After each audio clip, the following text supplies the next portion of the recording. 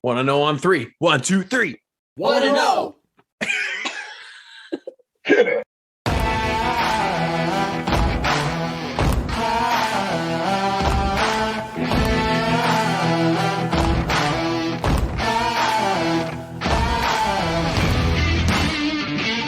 Welcome, hola, and bonjour. You're listening to the official 1-0 Fantasy Football Podcast. It's time to join your host, the Commissioner Extraordinaire, the Fantasy Football Trade Monger, Owen, Odog, Drake.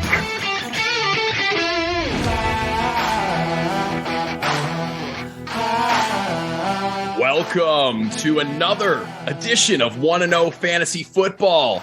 Today, we are also focused on rankings, and I forgot my catch line, where you're the one and I'm the O. Today, the one is also our first ever double guest feature today, featuring Anthony Fusco. And Anthony, you're not going to get the full introduction today, but I know as you're coming in here, you are going to run through a wall right now. Ready. Got to give you the standard entry. But how are we doing today, sir? We are wonderful. Thank you. Always a pleasure to be here. I am here whenever you need me. So thank you for having me for tonight's show. Bold words. Whenever I need you. I got that. I'm going to jot that down. And you might be wondering, who's my second guest? Well, you know, for their first time, we always give them the full introduction. So let's hope I can get through this script while we throw in the guest introduction tunes.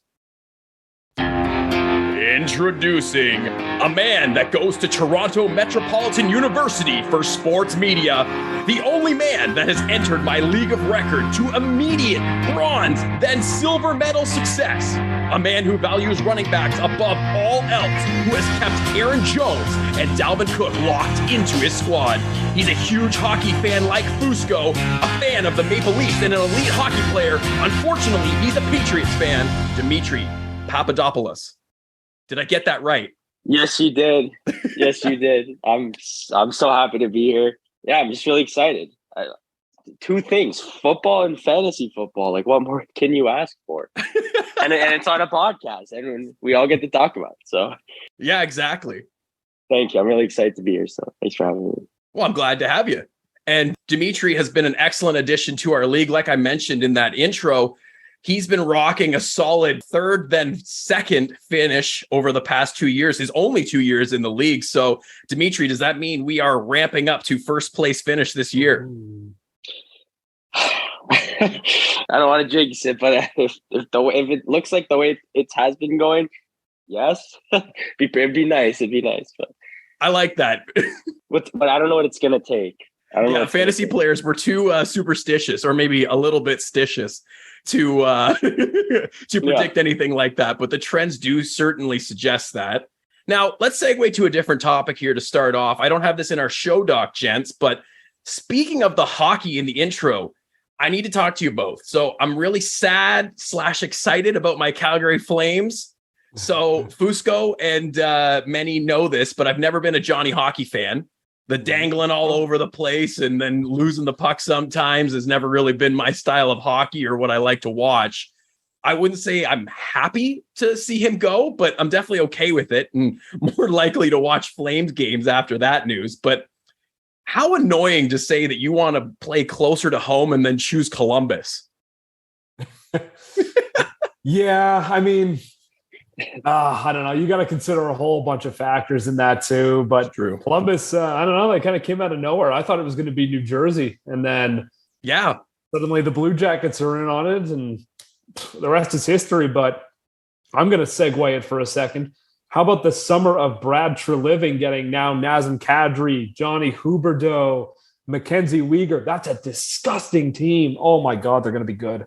Yeah, and I was just, we'll let Dimitri get in here for a second as well, but that was kind of where I was headed next. It's like what hurt the most, but like was pleasantly surprising was Matthew Tkachuk wanting out of Calgary.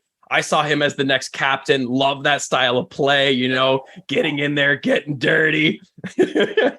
But getting Huberdeau, as you mentioned, and Mackenzie Weegar, that was a stroke of genius. And then a little bit more sadness / excitement today. We had to make room for Kadri, as you said, who actually vetoed a trade back to the Flames back in 19. And they traded one of my favorite Flames of all time, Sean Monahan, to the Montreal Canadiens. And hold on to your hats, ladies and gentlemen, for future considerations and including a conditional first.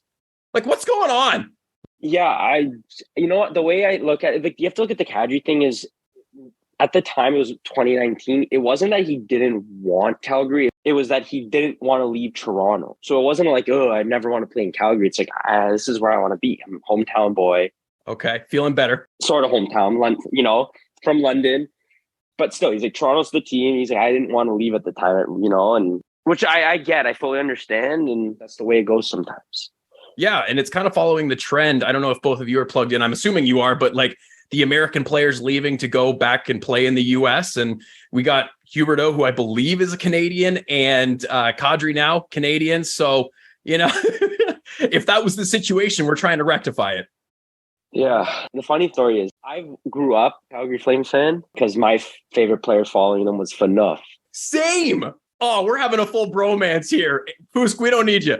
That was my team growing up. Like, I'd say growing up, like I'm in my 40s, but like when I was like younger, it was the Flames. And then when Phaneuf got traded to the Leafs, I was like, okay, I'm done. That's it. Now that's it. I'm a Leafs fan. So yeah, I grew up like when I was younger, I was a Flames fan. Dimitri, I'm going to blow your mind because I followed the opposite path. I was a Leafs fan growing up. Then Phaneuf came in the league. Then I was like, these Flames are my guys. And then when Phaneuf was traded, I was there on that night to see his first game and his first fight with the Leafs. Oh, that was a crazy night. We kind of just lucked out. My dad had random tickets from work. And then, of course, the trade happens like maybe a few days prior. And then all of a sudden we're going to see Phaneuf. And that was just mind blowing. Yeah. But got to keep this podcast on the move. I think that's probably enough hockey for everybody's ears. But before we get into the podcast Firestarter of the day and get everybody all warmed up, I just wanted to celebrate 1-0 Fantasy Football over the past, I believe it's week, has hit over 10,000 people on Facebook.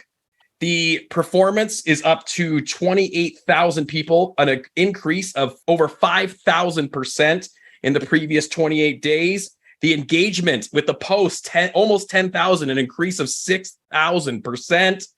The post reach, the post engagement, it's going crazy. I spend most of my days just replying to comments where people are very unhappy with my rankings. Most notably, the Najee Harris rating when he was down low. If you haven't listened to the Running Back Rankings podcast, please go check them out. And I'm just going to throw in a quick reminder here. Make sure to go follow 1-0 Fantasy Football. You're going to look 1-0 Fantasy Football on Facebook and on Instagram, 1-0 Fantasy on Twitter. The biggest engagement and the biggest community is forming on Facebook, so be sure to check us out over there. All right, so without further ado, heading into the podcast Firestarter.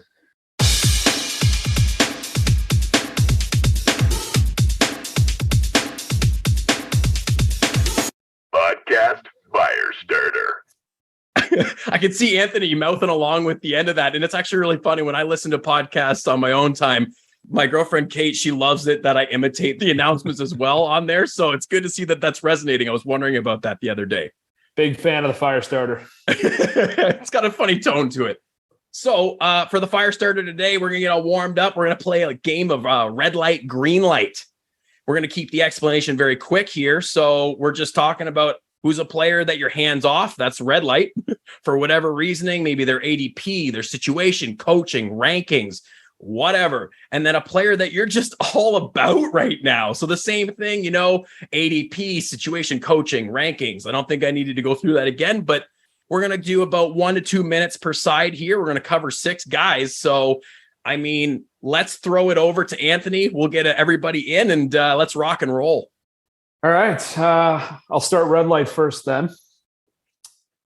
So red light, player I do not like, and this is someone I haven't liked for a little while. I don't think it's going to change overly much this year. It is Miles Sanders, the running back from the Philadelphia Eagles. I'm not a fan. I know he can be had late, and I know that maybe there's a little bit of value down there, but Kenneth Gainwell is kicking around there. They have Jalen Hurts, who is maybe a much more effective runner than even Miles Sanders is, and Hurts is a quarterback at this point. So I don't know. And Sanders, I've seen the injuries. I've seen the dip in production. It's just a non-starter for me. I need something a little bit more. So Miles Sanders, red light, that's for me right there. Absolutely. And like we mentioned, Anthony, and we talked about it on our previous podcast, you got Gainwell taking first team snaps. And although Sirianni, the head coach, backtracked on that, we're not buying it. We're not buying it here at One and O Fantasy. Nope. I'm staying away. Dimitri, any comments on Sanders? And then who do you got for red light? No, I think that's pretty accurate on him. And he was very, like, I noticed last year he was really injury prone, right? So definitely, and the Philly backfield's toss up. I agree with that. So I don't know if anyone has him keeping him in our league, but definitely not going to draft him. No, he's definitely back in the draft. All right, hit us. For my red light, you know what? My red light's Julio Jones. And now Anthony and I laugh because I think we're all on the same page on this. But if you were really hyped about the Julio Jones signing in Tampa Bay with Tom Brady, listen up. Dimitri's about to lay down the law here. By far going to a candidate for the Hall of Fame. Like, he's that good, right? An elite wide receiver, or at least was. Having said that, I'm a fantasy jinx. There's always a player every year I draft, and every year they horrendously underperform. My first year playing fantasy, Alvin Kamara. I drafted him first. I'm like, oh, this is a guy. This is my guy. Did nothing all year. Injured, came back, a touchdown here, this, that. And then the year after, what did he end up doing? Ask Ant. He put up 6 touchdowns in one game. Christmas, baby. Yeah. So who's that guy been for me? Julio Jones. Every year I've had him every year on my team, and every year I'm that guy close to the deadline going, you sure you don't want Julio? You sure you don't want Julio? Oh, he'll have a better second half. No. Like, and that's not to say that he's not going to be, like, he's going to be an option there, but I can't see him being higher than wide receiver like 4, maybe 3. Like, there's Gage, Mike Evans. I don't know if Godwin's coming back yet, but like, there's other options. They have the run game with Fournette and Bernard, right? Giovanni Bernard. But I don't know. He's not my guy. That's my red light. People are going to hate me for it. He's not right. Not saying he's not a great player. He's my red light. No, and this is primarily a fantasy football podcast. This is not a Hall of Fame induction podcast. So if you're looking for that, you're going to want to look a little bit elsewhere, but we'll give him the Hall of Fame shout out. That's what Dimitri started with. And we're definitely going to touch more on the Julio Jones situation. So I'm kind of going to cut off the conversation there because I'm willing to bet that there will be a Bucs wide receiver that we talk about today. Spoiler alert. So segueing into my red light, I've also got a wide receiver, and I was trying to avoid a wide receiver because I don't really want to double up on what we talk about in the podcast, but he's not going to be on, as another spoiler alert, he's not going to be on my top 12 or top 24 rankings. We're talking about Tyler Lockett, who Geno Smith or Drew Lock, I'm 1,000% out on his current average draft position. This is a guy over the past years when targeted by Russell Wilson, he caused Russ to have a perfect passer rating at times. That's crazy. Last year, we got a glimpse into the post-Russ world in Seattle with his injury, and good Lord, was it bad for Tyler Lockett. Russell Wilson was injured week 5 versus the Rams, and even for the 2 games prior with Russ, he was wide receiver 66 and wide receiver 76 overall. With Russ out, wide receiver 39, 67, 75, and then had one spike week at wide receiver 7 when he randomly received 13 targets for 12 receptions and 142 yards. Let's do some simple math. No Russ equals no Lockett. He's currently being drafted as the wide receiver 36 on average, according to Fantasy Pros, which puts him around the 8th round, or even on NFL Fantasy ranked at 56th overall in the middle of the 5th. Either ADP, I'm out. Consider you got the options after him: Jerry Jeudy, Rashad Bateman, Robert Woods, Christian Kirk, Alan Lazard, all of which can be wide receiver 1s on their team without Geno Smith or Drew Lock. They'll definitely finish higher than Lockett. I'm out. Yeah. No, there's nothing else in there. It is Lockett is so boom or bust, and that was with Russ. Without Russ, I don't want to touch it. Agreed. All right, so let's snake draft this green light. We'll come back to me here because, I got maybe a little more prepared sometimes. I like to spin a narrative, as Anthony is well acquainted with. But for a lot of players, sometimes the narrative is not necessary. But green light, Cordarrelle Patterson. Ooh. Who would have ever thought we'd be here with Cordarrelle Patterson? And this isn't in my notes, but I remember the one year that one guy in our league was trying desperately to get Cordarrelle off me when he was in his second year with the Vikings, and he had the explosion week 1. He was a sleeper in that year, but regardless, I digress. I've mentioned that Eli Mitchell was the waiver hotness of week 1 last year with his surprising role in the 49ers. But remember that Cordarrelle also fit that category. He finished as the running back 5 overall in week 2 against that formidable Tampa Bay Buccaneer defense with only 11 rushing yards. Well, how did he do that? He had a rushing touchdown too and a fumble, but he had 6 targets for 5 receptions and 58 yards and a touchdown there also. If you picked him up on that week like I did, much to the chagrin of the 2 gentlemen on the podcast with me here, you were handsomely rewarded as you would have 6 straight finishes in the top 24 following that game, including a running back 1 overall finish in week 4 and a running back 7 overall finish in week 9. He'd then have a brutal game with the rest of the Falcons against Dallas as they got shellacked 43-3. I remember that game was hilarious. Bit injured after that. Then he would have 3 more top 24 finishes until week 14. He fell off a bit of a cliff. That was brutal. I wasn't able to start him in our championship week when you really needed him, not finishing higher than running back 31 overall in that back part of the season. So that kind of illustrates the 2021 season of Cordarrelle. So I've talked a little bit too much here, but now let's touch on the 2022 outlook. With the disappointing end of the season and the likelihood of the Falcons upgrading, most have been advising to fade Cordarrelle, but here's why you shouldn't. Cordarrelle was giving a new contract, and the running mate Mike Davis was shown the door immediately after the draft, after they took Tyler Algier. They did draft Tyler Algier in the 5th round, but he's currently listed, and I'm not even joking, 8th running back on the depth chart. He's behind a converted defensive back. He was supposed to be the number 2, stealing carries from Cordarrelle. Cordarrelle's not going to have 20 plus carries, and the Falcons offense still sucks, but he's an incredible value as the Fantasy Pros' 31st drafted running back in the late 7th round, and on a NFL fantasy going even later at the start of the 9th. His pass catching proclivity and being essentially the only show in town in Atlanta where Mariota will need to dump off the ball makes him a huge value. Grab him as a depth running back with confidence. Yeah, I miss Cordell on the Pats. I was so mad when I didn't remember. I think they released them. I'm like, yeah, he's been all over. He's been all around the league.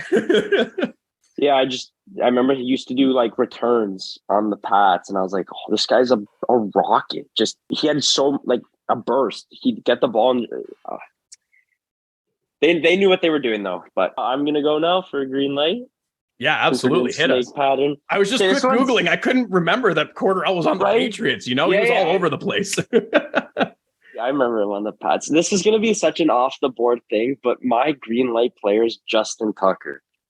Love it. Let's go. Oh, so kicker. Yeah, this is it was a toss-up between him and Nick Folk, but Nick Folk's older and more injury prone. Hear me out. I love this. I love the kickers. Let's go. He was the number 1 kicker last year in fantasy, Nick Folk, because the Pats were like, Mac Jones would get up the field to a decent area where he could kick. They wouldn't do anything else. And he was putting up like 15 points some games. And that my whole thing. So why I said Justin Tucker is he does not miss. I think he's missed once. Like he's missed more than once, but yeah, and such a proclivity for the Ravens to go. They gave him a new contract. Doesn't miss. You're absolutely right. If you want to talk about like Kelsey making a difference at the tight end position, if you're going to invest in a kicker, just get the first one. Outside of that, doesn't really matter. Maybe go with Folk at the end, but like absolutely Justin Tucker all day. That's right, because it's like he's guaranteeing you if it's like even a light day, you're gonna get like 4 or 5 like extra points, and you never know, like that can make or break someone's week, right? Even their championship. Absolutely. Keep that in mind, listeners. You get a huge bonus for the 50+ yard touchdowns too, and they're not afraid. What didn't he set the record last year with a 66 yarder too? Yeah, something like that, 66, 67 or something like that. It was right there. So I'm like, this is the guy, and he's always the first. It's like you said, Kelsey's that tight end where everyone's like, oh, okay, he's off the board. Yeah. Way too early. Justin Tucker is the kicker that you go, really, dude? 7th round, 6th round, you're picking a kicker, and then that's when the dominoes start. Anthony, Don't Anthony me. You love getting that ball rolling. I take my kickers late. Don't be putting that on kickers. I'm just saying, you love going, I'm going to take a defensive player. Boop. Oh, seventh round. Defensive players are different. But it's funny. You're right. You want to be the one that starts the kicker run, maybe not 6th, 7th round, but you kind of got to feel it out for when you want to fill out that position and get that advantage. But you don't want to be the guy following the guy who starts the run there, because then you're just like, you might as well just take any other kicker. Nick Folk, you can get late. I guarantee you. Rodrigo Blankenship with the Colts, grab him late. You know, there's going to be a lot of guys that are scoring points this year, and kickers are kind of a silly position in fantasy, honestly. Robbie the Lego Man Blankenship. Oh, respect the specs, baby. Oh, I love it. No, I was in Indy to see him, and I think those arms are beefing up a little bit. You could probably fit your pinky finger around him before, but now you're getting all the way close to middle finger and thumb.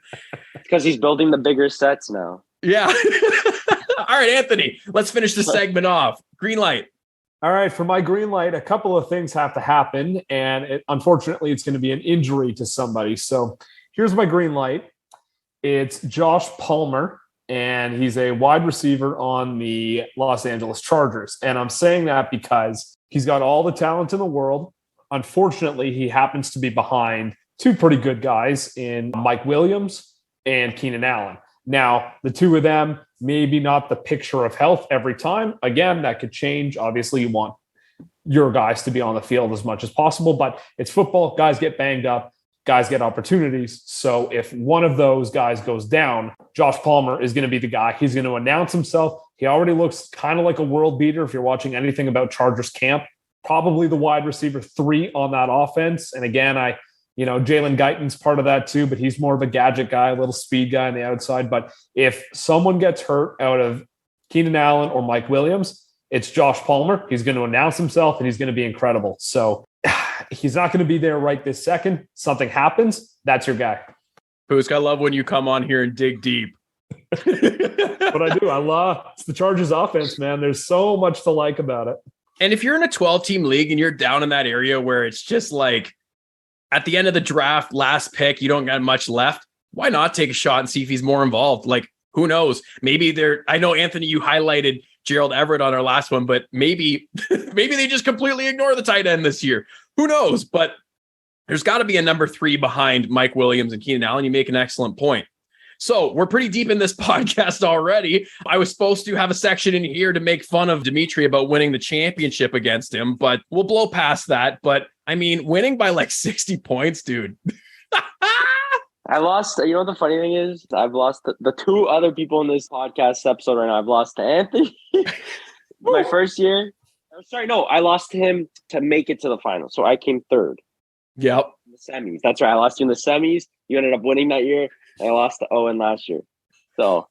And I mean, it was even more egregious. I mean, you couldn't have predicted Dalvin Cook with 2.8 points. Aaron Jones only putting up 13. Those guys are coming back to the squad, including Fournette. Things are looking up. And, you even had a chance with Taylor not even getting over 20 points on my team, but the Bears defense with 24. But you left Rashad Penny, the running back 1 of the week, on your bench. Any quick comments about Penny? Yeah, I don't know. I don't have comments, but I'm like, oh man, you know what the crazy thing is? I still wouldn't have won. Yeah, and that's the thing. It's not like you were going to put Rashad Penny in over Dalvin Cook, right? Like that would have been the biggest swing. I guess my other comment is they sat Fournette. Yep, they did. Sorry, not sat, but he was on the IR. Yes. They weren't going to activate him until the playoffs. So I was like, oh. I'm like, you guys just don't want me to win. I saw that news come across as we were plunging our way towards the championship, and I was chuckling to myself. Like, this kind of worked out. Oh, yeah. Rashad Penny, I love you, man. Too early. All right. Well, Penny's going to come up again real soon. We're going to hop right into the news. The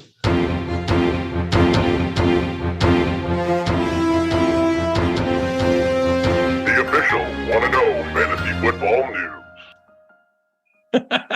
All right, for those of you that weren't around behind the scenes, which is all of you, Dimitri just admitted, we're calling him out right away, he was not speaking the truth with Fusco drafting a kicker or a defensive player early. Josh, if you are listening, we all know that's you. Those IDP leagues are fun, but I don't know if you want to be the person that drafts somebody first, unless you're getting the value that you think you are. So we're popping into the news. The first news item, we're kind of reaching back a little bit. This podcast was originally scheduled for last week, but due to internet issues and other various things, we had to bump it. So Broncos head coach Nathaniel Hackett says they're putting tight end Albert Okwuegbunam all over the place in the offense. We got the recent news of Tim Patrick's torn ACL. Pour one out for Tim Patrick. So, we're using Albert O from motioning, playing wide, and apparently playing F in the offense. So what once looked like a plethora of offensive options for Russell Wilson took a big hit losing Tim Patrick. He'll come up again today. No longer a sleeper option, Fusco. It's looking much more similar to the DK/Lockett offense with Sutton and Judy. I'm going to throw this one to Anthony and get comments. Yeah, you know what? They're going to put them all over the place. And that's absolutely fantastic. That offense is going to be, should be electric with Russ, with Sutton, with Judy, Javonte Williams, Melvin Gordon, Okwuegbunam, KJ Hamler is going to be kicking around. Like, that is a good looking offense. They might have to spread the ball around a little bit. And again, I don't know who's fully going to be getting the lion's share of everything, but Okwuegbunam looks primed to do something big. And with the best quarterback of his career throwing to him, could do a lot worse. Yeah, and I've actually got tight end rankings updates on my docket next, and I haven't been feeling too comfortable with that Evan Ingram 12th overall ranking since I had to bump Irv Smith out of there. So a good candidate as a sleeper to replace him, big ol' Albert O. All right, we're coming to you with the next one here, Dimitri. So Rex Burkhead and Marlon Mack, they're listed as co-number one backs as the Texans' unofficial depth chart. If you care, Mack was the first back listed. But let's keep in mind here, Dameon Pierce, a rookie, he's listed as the third stringer right now. And Burkhead, a prioritized re-signing after his emergence last year. Mack, a free agent signing coming off his Achilles injury. But what I really want to emphasize here is that Dameon Pierce looks like the best running back on the field in almost maybe the entire preseason. I don't know if you guys have checked out this game yet, but 5 carries for 49 yards, while Marlon Mack was rocking the 3 carries for 6 yards. None of them had any targets, so no news to report there. But Dameon Pierce, a sleeper to target in fantasy. Do y'all remember Mark Ingram's running back 17 overall finish in week 1 versus Jacksonville last year when he was like a double-digit round pick total and he got 26 carries, 85 yards and a touchdown? There's going to be value in this backfield, and Pierce is going to take over sooner than later. Dimitri. Yeah, the way I look at it is like, okay, you have a rookie. And it's essentially like Houston. I don't know what everyone thinks of them, if they're going to go far this year. But I can see it as like you put him in a easy to fail situation where it's like, okay, we know at the end of the day we have Burkhead and Mack to fall back on. Hey, Pierce, here's the ball. Like, do what you can do, and it's like, okay, it's not working out right now. There's years ahead to train and practice, like you can get experience. I think it's not, if they leave him at that third option, that he has like, it wouldn't be the worst case scenario for him. And the only thing with Mack is you said he was injured and he was on the Colts last year. Not taking a shot at the Colts. I'm saying he wasn't the first option on the Colts.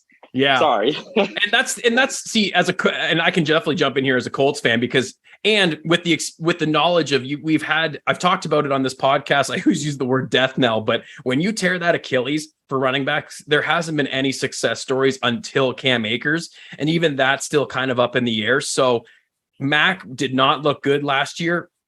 Will he be the starter at least for the first week? Maybe him and Berkey? Probably. But like I said, we're looking at Dameon Pierce sooner rather than later. And you're right. The Texans, they're starting to get some of the pieces.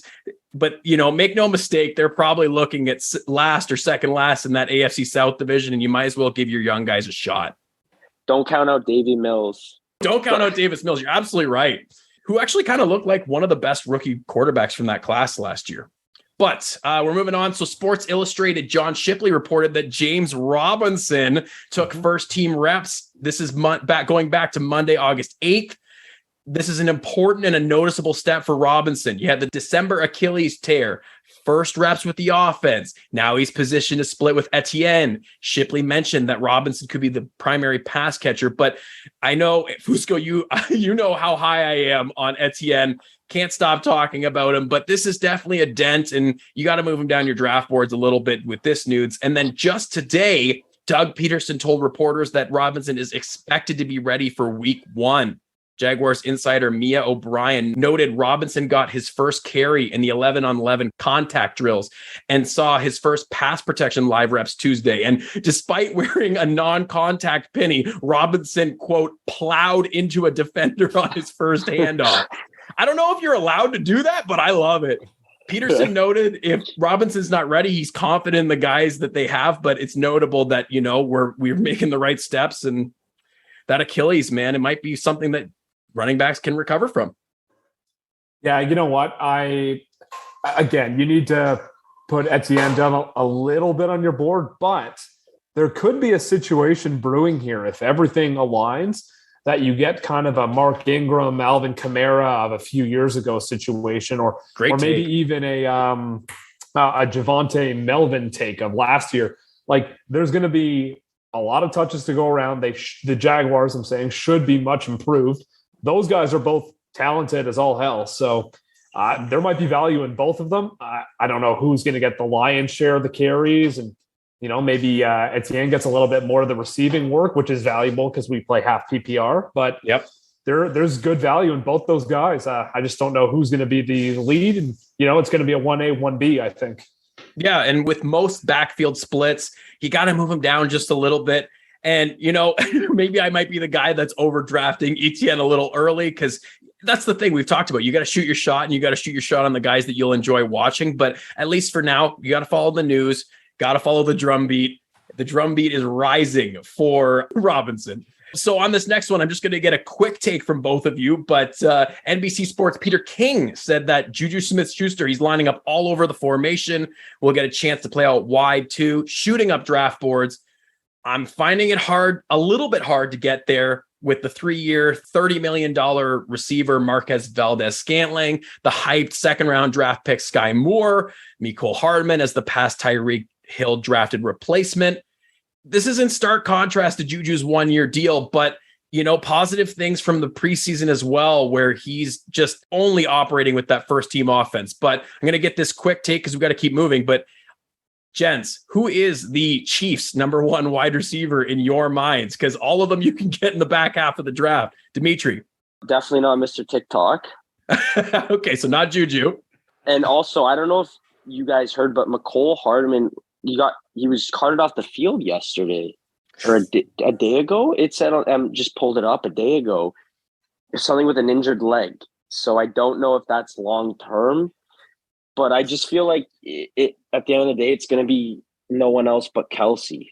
That's the best take. But I'm going to put you on the spot here. So you've narrowed it down to Marquez Valdes-Scantling and Sky Moore. Who would be your guy if you're going to take one? Valdes-Scantling. He's been with top-tier quarterback Aaron Rodgers before, so I'm going to go Scantling. For sure. Fusco, who's your guy? I'm going to go the other way. I think it's going to be Juju this year. And I'm going to say that because it's a 1-year deal. It's a prove-it deal. And he's got the best quarterback of his entire career in Patty Mahomes throwing to him. I love Sky Moore as well, but Juju's been in the league. He's a veteran at this point. So I think he's going to have a really nice year. Yeah, I wasn't really prepared for Dimitri to give the perfect take of it's just Kelsey, to be completely honest with you. Maybe all 3 of these guys kind of combine for that wide receiver too. But if push comes to shove, I think most of the time, the highest drafted wide receiver, the fantasy community is usually right. So I think at this point, my recommendation would be to invest in Juju Smith-Schuster, but we don't know. That's the real thing. And like, if you can take Marquez Valdes-Scantling, I see him on waivers in the leagues that I've already drafted. No one's taking this guy. Sky Moore, grab him. Why not? And at this point, we'll confirm the news on maybe the next podcast. We'll take a look at what's going on with Mecole. If it's carded, that does not sound good, but let's move on to the next news item. So the Jets signed offensive tackle Dwayne Brown to a 2-year deal. supposedly worth $22 million, but safe to assume the real guaranteed number is much lower. But it's notable because the Jets lost their third-year pro Mekhi Becton for the season, which was originally said to be a minor injury. Turns out he broke a part of his kneecap. Dwayne Brown wasn't elite last year with the Seahawks, but he was a strong overall tackle. So now you got Dwayne Brown on the left, George Fant on the right, or, any combination of that, along with the high draft pick traded up for Elijah Vera Tucker at guard, the other giant guard, Laken Tomlinson, and center Connor McGovern. So this is still looking like a really strong offensive line. Okay, sorry, let's take the word really out of there. This is looking at like a stronger and maybe strong offensive line for Zach Wilson and Breece Hall to be behind. And he's getting the ball to the likes of Elijah Moore, who's establishing himself as that wide receiver 1, first round draft pick Garrett Wilson, Corey Davis, Moore. So I don't think we need to stick around on that point too much more, because I actually added 2 more bonus news items in here that I'm just going to blast through because we really want to get to these wide receiver rankings. So let's talk about the ups and the downs of the Seahawks backfield. So if we rewind back to, it was June or July, surprise, surprise. I know, try to hold your shock, but Penny was nursing a hamstring injury. Then early August, Pete Carroll saying the Seahawks would feel comfortable with Kenneth Walker as a 3-down back. And I know if you've listened to the other podcast, my dad is absolutely hyped. He had Walker in his top 24, which was absolute madness and an absolute fire take that I loved. And Pete Carroll cited that Kenneth Walker has turned the page in pass protection. Very notable because, you got Penny sidelined again with a groin issue, which again isn't shocking. And ESPN's Brady Henderson reiterated that Walker is going to play a ton as a rookie. Now today, Ken Walker underwent a procedure for a injury. Pete Carroll saying it's not a sports hernia or core muscle, but he's always so vague, and it's being reported by Rappaport.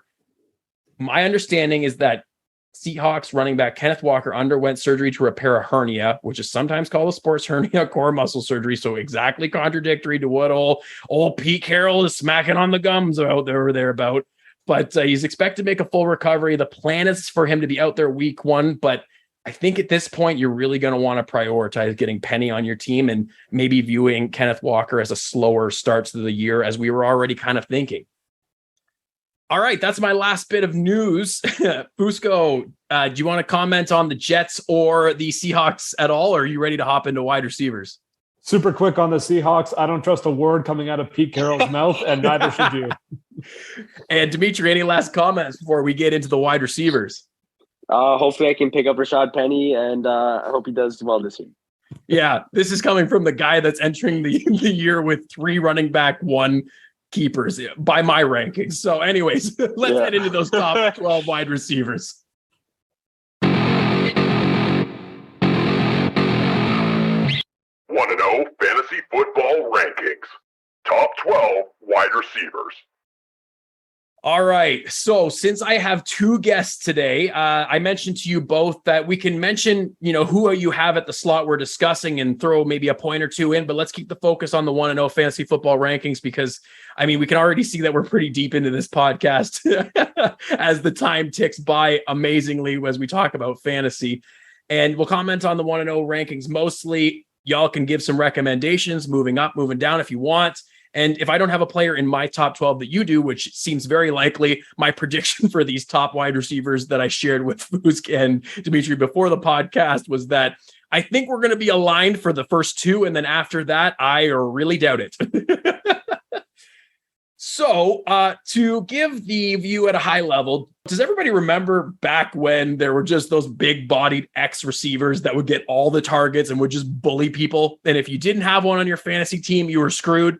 Well, welcome to the new NFL, where there's so much passing. The teams need to be deadly from the X, the Y, the Z, the flanker, the slot, whatever position you name. The Triple Crown winner, that's yards, receptions, touchdowns at the wide receiver position, was a slot receiver. And here's the thing. It didn't really matter who or how many or what position of player they put on to cover Cooper Kupp. If you didn't translate that, he won the matchups. The biggest lesson that I learned from this year's wide receivers crop is, unless you're in a position in the first round where the people have done their homework, they snagged those big 6 or big 7 backs, and unless you're able to snag Kupp or Jefferson, just take a running back and even maybe a tight end early. We talked about Kelsey already. Kelsey at a first round value seems steep, but positional advantage, and you can grab running backs in the second and third rounds. The value this year, because of the passing volume around the league, is at receiver mid to late in the draft. Wide receivers by nature, they're also more inconsistent than running backs. They have to rely on the quarterback for targets, where, you're looking at the running backs, they're getting 20 touches minimum per game between both rushing attempts and passing. Tier 1 wide receivers, though, and that's not all the way to 12, that's just my tier 1. They just offer that consistency that isn't offered by the others, so I can see the investment in the first round. It's difficult to see a world where, and I'm going to spoil it a little bit, where Cooper Kupp and Justin Jefferson don't continue their dominance with consistency. And now they're both in similar offenses as ex-Rams offensive coordinator heads to Minnesota to be the head coach, but more on that to come. And my biggest note for the wide receivers that my dad said the other day, and it's been repeated, but you always need a reminder because we start to fall in love with these wide receivers, is pay attention to the quarterback. The quarterbacks affect wide receiver production a lot more than the wide receivers affect the quarterback production. You need to have those targets there to grab, or else, we're looking at DJ Moore, unfortunately. Got all those passes going in the dirt from Sam Darnold and whatnot. And while he does have an upgrade this year, it's still not at that elite level. So, gents, I'll throw it to Dimitri first. Any comments on the wide receivers at a high level this year? I think I'm gonna go off what you said. It's gonna be all based on who's their quarterback. So you can have a guy not that he's gonna be a top 12 wide receiver, but someone like Russell Gage, you might see emerge as opposed to when he was on the Falcons last year with Matt Ryan. Not to say Matt Ryan's not a good quarterback, but that whole scheme there just was an absolute crapshoot. Fusco, he comes on the podcast. He slanders you at the start. Now he's slandering the new Colts quarterback. No wonder he fits in so well in our league. No, I'm not not to say that Matt Ryan's not a great quarterback. I'm just saying with the whole. I hear your Atlanta, point for sure. Yeah, the whole Atlanta Falcons debacle there. But yeah, you never. That's what I say. You never know who's going to come out of those teams where you have quarterbacks that can compete at that level. So like the Colts with Matt Ryan or Aaron Rodgers on the Packers, Brady, guys like that, you'll see guys here and there's come out of their shell. So, yeah. And that's kind of where we have a lot of the ambiguous wide receiver core as well, is with those elite passers. So it's definitely an interesting exercise, and one that I've actually struggled with ranking and projecting these wide receivers. But I'm going to throw it over to Anthony. Any comments on the wide receivers at a high level? I mean, if I can just, before Anthony gets going here, just some reverence for his draft last year, snagging a few guys later in the draft. I think Deebo Samuel, Cortland Sutton, Sutton didn't pan out, but the Deebo Samuel snag later on and a few others was just some incredible work back there. So tell us what we're looking at this year, Fusk.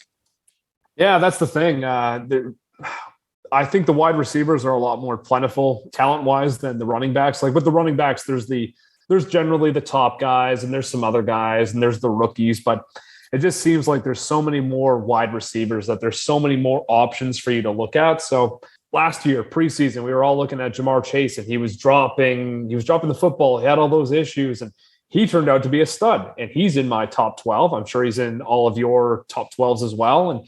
And so maybe don't buy too much into if one of them is struggling in preseason. Keep an eye on the rookies, keep an eye on the guys that don't have a lot of competition, and just try to do what I and what all of us do, try to find that late value because it's sitting there somewhere. You just got to go out and do a little bit of research, and maybe you'll get lucky like me and you find Deebo in the 7th round last year. Yeah, and if you're listening to this podcast, you're already doing your research. So make sure to keep listening. Tune into the 13 to 24 episode because that's where you're going to find a lot of the value, and we'll definitely hit on some sleepers. And as a last point, it's the NFL these days. It's a passing league. Those defensive ends, those cornerbacks, those wide receivers especially are getting these crazy contracts because if you don't have 3 good wide receivers, you can't move the offense sometimes. So without further ado, the official 1-0 fantasy football number 1 ranked wide receiver, Michael Pittman Jr. Nah, I'm totally kidding. It's Cooper Kupp. No, we don't let the Colts fandom bleed in that much. But so last year we're talking about 191 targets. What, you couldn't make it to 200, Cooper? 145 receptions, 1947 in yards, 16 touchdowns. The NFL's Triple Crown winner with the most receptions, yards, and receiving touchdowns, as I mentioned. The second best wide receiver fantasy season of all time to 1995 Jerry Rice. Now let's rewind back a little bit here to understand some context. 2 years ago, Kupp was the wide receiver 4 with Jared Goff. Then he got Stafford, and it turns out Stafford was a great addition for Kupp. He's got to still be number 1 on these rankings with his history, his quarterback, and not to mention the Tyreek and Adams trades this offseason. So the flip side is regression is coming. I think, Anthony, we've talked about this before. Maybe it was on a different podcast. So let's use Stafford as the fuel, and let's think back to the Calvin Johnson and Megatron days. So Megatron had a monster year the one year, and I don't have the year in here noted, but he went down by 500 yards and still had over 1,400 yards. Cooper Kupp could do that at 1947 and still finish as the wide receiver 1 to 3. Allen Robinson, he was added, but is that much different from the targets that were funneled to Robert Woods, and then after the Woods injury to Van Jefferson and then Odell Beckham Jr.? Do we really think that Allen Robinson is that much better than Odell? I do think he wasn't trying last year with the Bears, and it's going to be really maddening for the Bears to see that this year. And I think Robinson's definitely a guy you want to target, but there were many times last year where Kupp was getting double covered and it didn't matter. They had the first half of the season to adjust to it last year. It didn't matter, and it's not going to matter this year. So, gents, who do we got at number 1? Who's jumping in here? Yeah, my number 1 is going to be Cooper Kupp too. Just based off last year and just everything he did in the year, it was pretty much, he was like, it always seemed like he could have 3 guys on him, but somehow Cooper Kupp was open. So that's my number 1 guy, even though I don't know who has him in our league, but he's definitely number 1. Keeper. Yeah. Yeah. Fusco, who we got at number 1? Are we in sync? We are in sync. It's going to be Cooper Kupp number 1 with me as well. And you guys have already made all the good points. So the only thing I'll say is that he's probably due for a little bit of regression because he came off a historic year. Even Cooper Kupp in a regression year, probably still going to be really, really damn good. So if you can get Cooper Kupp, you're happy. Yeah, and I was actually just listening to a Fantasy Footballers episode recently where they had somebody write into the show and ask if they could take Cooper Kupp number 1 overall. And just due to the consistency last year, like, okay, I know all of us on this podcast were running back heavy. It's got to be Taylor. It's got to be Christian McCaffrey, in my opinion. But I can't fault you for taking Kupp, especially with the consistency. We talked about how inconsistent wide receivers are. And if you can get Kupp, that's your guy. All right. Now, finishing off my first tier, we're going all the way down to wide receiver 2 on the 1-0 fantasy football rankings. I'm not going to beat around the bush. Justin Jefferson. So he's currently going as the wide receiver 2 in the mid-first round right behind him, and that makes sense. With 167 targets last year, 108 receptions, 16-16 in yards, 10 touchdowns. The most wide receiver yards ever for a wide receiver in their first 2 years in the NFL is the stat that most people love, and it's definitely noteworthy. He had the most air yards in the NFL. That's the distance between where the ball was thrown and the catch. And now we enter Kevin O'Connell and the new Rams offense that I mentioned. Jefferson's been lighting up camp, and he's just laughing about how easy it is to be in that Kupp role and to rack up the stats. The connection is definitely there with Cousins. Cousins has been elevated to like a fantasy, almost above a fantasy streamer, but like right on that quarterback 12, 13, 14 range with Jefferson there. So this is the one exception to the rule where the wide receiver is clearly very positively affecting the quarterback. So we got another year older for Adam Thielen. The next wide receiver known as KJ Osborne. Irv Smith just injured his thumb and he's getting rehab. So I'm not going to be surprised if Jefferson is the wide receiver 1. We said the regression is coming for Kupp, and I don't doubt it. But then you got Justin Jefferson proclaiming that he's going for 2,000 receiving yards. And with the crappy state of the Vikings defense and the renewed attention to the offense, it's hard to see him finishing outside the top 5, save for an injury. So, Fusco, I know you're extremely high on Jefferson. And you're not going to get him on your team because he's yours truly's keeper. But I'm going to let you jump in here first. Yeah, Jefferson is going to be my number 2 as well. I think the 3 of us are probably going to be pretty close in sync on 1 and 2. But yeah, it's Justin Jefferson. He's had an incredible last year. Just, I think he hit the nail on the head. What he's done for Kirk Cousins, like that is now suddenly a guy that he took such a massive leap up because this is the guy he's throwing to now. So if you're Kirk, you're thanking your lucky stars that Justin Jefferson emerged on that offense, because he is as talented as a player that we've seen in the NFL this season. And the scary thing is he's probably only going to get better right now. Absolutely. Dimitri.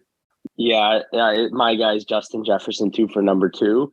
And the funny thing is I picked up KJ Osborne last year, not in our league. I think in our league anyways, one of my leagues I had him for a bit, and he's not bad, but he is nowhere near Jefferson. So yeah, he's no question about it. Hopefully Kirk Cousins can feed him the ball. And I think he's probably prolonged Cousins' career in Minnesota as well, which is crazy. So yeah, we're all in sync. That's the big takeaway from those top 2. Dimitri, you said it best. No questions. If you've missed out on those top 4, top 6 running backs, just slam the draft button on Kupp and slam the draft button on Jefferson, maybe even higher. So we're entering a tier break for the 1-0 fantasy football rankings. The next 2 I have projected to be in a different tier. So last year's wide receiver 3 in only 16 games. He is currently being drafted as the wide receiver 4 at the end of the first round. He is, in quotes, making a switch from one Hall of Fame quarterback to another, which you may believe or not, we've got Davante Adams. So look, you might want to lower Adams in the rankings, but in my opinion, you shouldn't. Here's why. I have again noted in here the change from Rodgers to Carr. That's what we were describing as the change from one Hall of Famer to another. But it really seems like, so Davante Adams, the headline has always been like he gets 30+% of the target share. And that might not be reachable, but you got this college connection with Carr. It's already a bromance, his skill, his size. That's what's got me moving him back up. And the Raiders are one of the premier teams in the NFL for proving that they're right no matter what. Remember when they drafted Jacobs in the first round of the NFL draft, when most people, in my opinion, that know what they're talking about, maybe didn't think he was worth that level of investment? Well, they've run him into the ground to prove their point, and they've declined his 5th-year option. So you can see the turn of the tables here, and that's just because he's average. But now we're talking about a superstar, best buddies in college receiver in Adams and Carr. Adams has cleared double-digit touchdowns in each of his past 5 years. The 1 year he didn't, he was injured. He only played 12 games. But Owen, what about the target hog, Renfrow? Well, Renfrow didn't have Adams to compete with, or even Waller. He was the only show in town. Renfrow is solid, but he's coming back down to earth. Him and Waller can compete to be second fiddle in Las Vegas, and they can cannibalize each other because double covering Adams isn't going to matter. Well, why won't it matter? Well, because Carr and Adams are already besties, as I mentioned, and Carr has already displayed many times in his proclivity to hyper target the number 1. You remember the obscene number of targets that Waller got in week 1 last year? I think it was almost 20, if not 20. That's way too many targets, despite being comically triple covered at times. I was watching that game. I was laughing the entire time. Just see the absurd number of targets that Renfrow got at the end of the year last year. And you can even go back to the Michael Crabtree days with the Raiders and Carr. So now we've got an upgraded at head coach, and I'm struggling to get these words out because I almost want to barf. Dimitri, I know you're very familiar with Josh McDaniels, but committing to the Colts and to be the head coach and then backing out was the best thing that happened for the Colts, but it's still a gross move. Either way, should represent a bump in the offense. And then speaking of bumps, this is going to become a trend as we go through the rankings. This is an AFC West shootout bump. We talked about it with the quarterbacks, Herbert, Mahomes, Carr, and Adams. And then I can't believe I'm forgetting one of these, Russell Wilson. Just an absolute shootout division, and Adams is going to soak up targets. So quickly, what are the reasons against Adams? Renfrow operates out of the slot, and Adams has spent a lot of time primarily there when he was dominating. So that's one reason to fade. Carr is actually another reason to fade as well. I don't really care what Adams says. He's not a Hall of Famer, and he's not going to have the same proclivity for passing touchdowns. I still think he can reach 10 touchdowns, but that's not a guarantee like it was in years past. Dimitri, who you got at 3, and thoughts on Adams? I got Jamar Chase at number 3. Excellent. Do I think Davante Adams is amazing? Yeah. He's, like you said, put 3 guys on him. I don't even know if you can. Triple coverage. He's going to get the ball. His only, I guess, would be his Hall of Fame quarterback, Derek Carr. Like, I don't know. I mean, I get why he said it, but is he a Hall of Fame quarterback? No. But that would be his only kryptonite, would be, again, his own quarterback, right? Not hitting him properly. But Jamar Chase is my guy for number 3. I mean, like you guys were saying about having a decline after having such a great year. Could he? Yeah, because we have to put in to the conversation that Joe Burrow's off another surgery, right? So could that be my mistake putting him at 3? Yes. But I don't know. I feel like he's going to shine everyone this year. I think Jamar Chase is number 3 for me. Yeah, and we'll definitely get more comments when we get to Jamar Chase in the 1-0 rankings, as we said. But Fusco, who you got at 3, and comments on Adams? Yeah, I will comment on Adams because Adams is my number 3 in my rankings. So okay, 2 of us in sync here. That's all right. It's better than I thought we were going to be doing here. Look, it's still Davante Adams. I know he's on a different team. I know he doesn't have Aaron Rodgers throwing to him instead Derek Carr right now, but you know what? I'm going to bank on a little bit of college chemistry between the two of them. I'm going to bank on Davante Adams wanting to prove that, hey, I can do this without Aaron Rodgers. We're going to be good over here. And you know what? He is incredibly talented. So if there was one person that I am going to make a bet on in that offense, it's Davante Adams. So he's number 3 for me until proven otherwise. Yeah. And the other point, just before we leave Adams here, is a lot of times when a wide receiver switches teams, you worry about the chemistry, but they've already played together. So, I mean, that's kind of the one point that keeps him up at 3 for me as well. So let's head on to number 4. 1-0 Fantasy Football is number 4 ranked and still in the same tier as Mr. Davante Adams. Last year's wide receiver 7 in 17 games. He's currently being drafted at the end of the first round, the start of the second. And people are very down on this player. Who are we talking about? Stephon Diggs.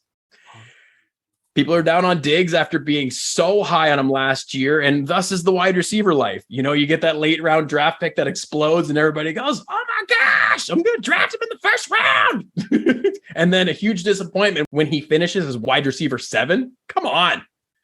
So don't make the mistake that many are making and fade Diggs. And I mean, he's still going as an end of the first, start of the second round pick, but he may fall. And people are feeling burned by the first 5 weeks of last year when he finished lower than wide receiver 36 3 times and didn't finish above wide receiver 19.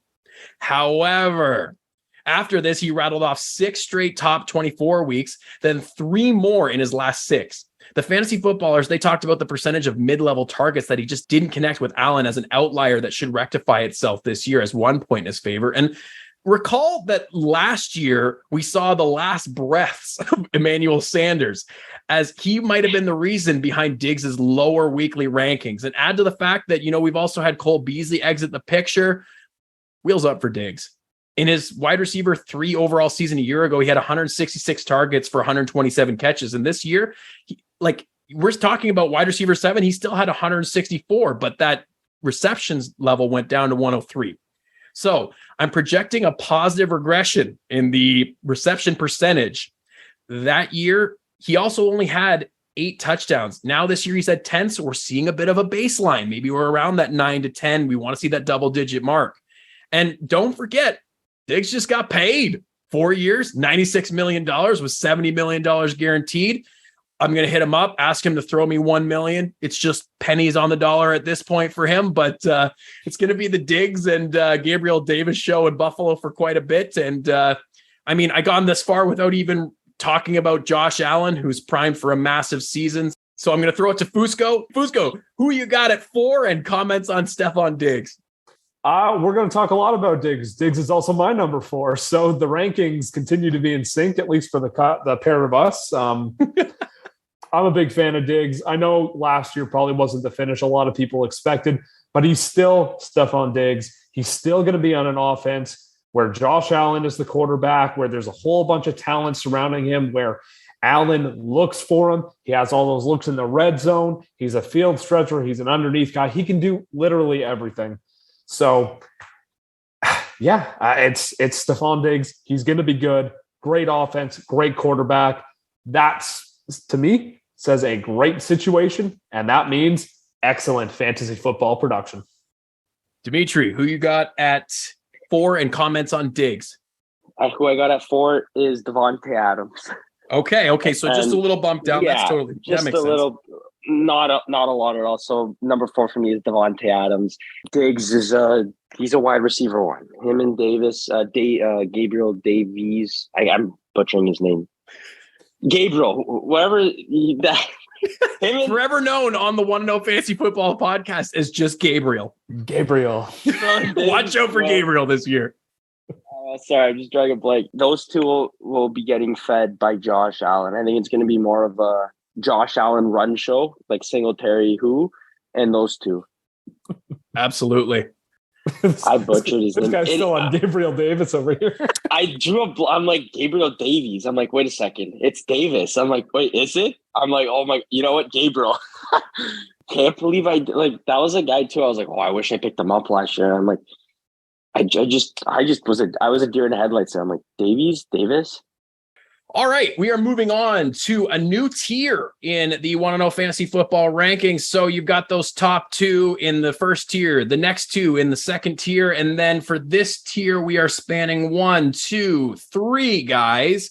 The first of which being Ja'Marr Chase. Owen, why is Ja'Marr Chase so low? Okay, so firstly, let's all take a breath. I have him at wide receiver 5, and I know that in the Facebook groups, when I share it, there's going to be people, why is Ja'Marr Chase at wide receiver 5? So if you're listening and you're from those Facebook groups, sorry to imitate. Sometimes the comments get negative, but I try to keep it pretty positive in there. But last year's wide receiver 5 as well, 17 games. He's being drafted as the wide receiver 3 in that back half of the first round. You got Joey B, Big Joey Burrow, the quarterback, and Dimitri mentioned earlier that he underwent surgery again. It's just, I believe it's an appendectomy. So I don't think that's going to affect Joey too much this year. So nothing crazy, not like that ACL he was rehabbing from last year. But let's talk about last year. 128 targets, 81 receptions, 1,455 yards, and 13 touchdowns. So just like people overreacting to Diggs' slow start, let's not overreact to Chase's nuclear start, where he didn't finish any lower than wide receiver 35 in the first 8 weeks of his rookie season. This featured 5 finishes inside the top 24. Mind-blowing. However, Higgins, I believe he was injured coming into the season, and then he got injured again. I know that for sure in week 3 against Pittsburgh. And you could see through his weekly finishes how the shoulder injury affected him, as he wasn't above Higgins, that is, above wide receiver 30 until week 8, following a 15 target spike in week 7. From week 9 onwards, Higgins had 3 finishes inside the top 4 and 5 inside the top 24 in 8 games. So now let's put this in contrast to Chase. He only had, during that time, those 8 games, he had weekly finishes of 57, 37, 108, 78, but he also had some wide receiver 1, 4, and 14 weeks in there too. So with all this being said, I think we saw the incredible ceiling of Chase. I'm not here to deny that, and having him ranked at wide receiver 5 coming into his sophomore season is huge. But we also need to keep in mind that the Bengals offense has 2 bona fide studs at the wide receiver position. For that reason, I can't in good conscience place Ja'Marr over the likes of Kupp, Jefferson, Adams, and Diggs. And I'm not sure I can place him much lower. So I mentioned his season, it's massive. He's capable of these multiple 200-yard plus games with multiple touchdowns. He had the second most points by a rookie wide receiver to Randy Moss. And now you add in upgraded offensive line, an increase of targets up from 128. That's a low number for a wide receiver 1. Receptions from 81. Let's get those above, get them above 100. But TD's already at 13. He led the league, I believe, in 20-plus yard catches. So I think there's more consistency coming, but Higgins and the tough division, that just can't be ignored. At wide receiver 5 in my rankings, it's very unlikely that I have him on many of my teams. So for wide receiver 5, I'm throwing it to Dimitri first. Who you got at wide receiver 5, and comments on, I guess we already had your comments on Ja'Marr Chase, so we're going to go there. So we're not quite in sync yet. I'm going with Stephon Diggs there. Okay, so we've rearranged those 3. So you're looking at those next 3 for those listening. We've established this order. Diggs is going to be my 5. Him and Josh Allen. It's going to be a great duo. And then you got you don't have to worry too much about Gabriel Davis behind him. So nailed the name. Thank you. So yeah, he's my guy at number 5. Excellent. Fusco, are we still aligned? We are not for the first time. Ooh, that means Chase is even lower. Chase is a little lower for me, not very much lower. I'll say, preface this, but my number 5, we are looking at from the Tampa Bay Buccaneers, Mr. Mike Evans. Whoa. Big Mike Evans fan, and I'll tell you why. I love the consistency with Mike Evans. So I got the stats. I have everything here in front of me. He hasn't had 1,000 yards or less since at least 2014. He's had 1,000 yards plus. He's hit double-digit touchdowns with 12, 13, and 14 3 times in his career, and Brady loves him. We'll get more into that later on. Big fan of Chase, though. I don't have him very much lower here. I'll preface that right now. And when you hit the nail on the head, though, there's another wide receiver on that offense in T. Higgins. That's really, really good. That can maybe be potentially as good as Chase, which is kind of crazy. And if you want to get even crazier, if one of those guys goes down, my eternal draft pick, who somehow I wind up with on my team every single year, Tyler Boyd can step in and also deliver wide receiver 2 numbers. So I love Jamar Chase. He's a little bit lower than me, only because there's so many other mouths to feed there. Absolutely. So let's keep this podcast moving to the last wide receiver in the top half of my top 12 here, still within the same tier as Chase. We're going over to the Dallas Cowboys. We're going to get some CeeDee Lamb action. So the wide receiver 18, disappointingly last year in 16 games, 120 targets, 79 receptions, 1,100 yards, and 6 touchdowns. Okay, so I think if both of you remember, I was 1 year early on the hype train for CeeDee, and many were. I made a huge trade to move up and get him in our first round after keepers. And there were just simply too many targets in the Big D last year, but not this year. Goodbye, Amari Cooper. Goodbye, Cedric Wilson. Goodbye, Michael Gallup. For the start of the season, I'm not wrong, due to his late season ACL tear. He didn't leave the team. We thought he was going to, but turns out Amari Cooper got the boot. As a wide receiver operating primarily out of the slot, he needs volume to be a top fantasy receiver, and he's finally going to get it.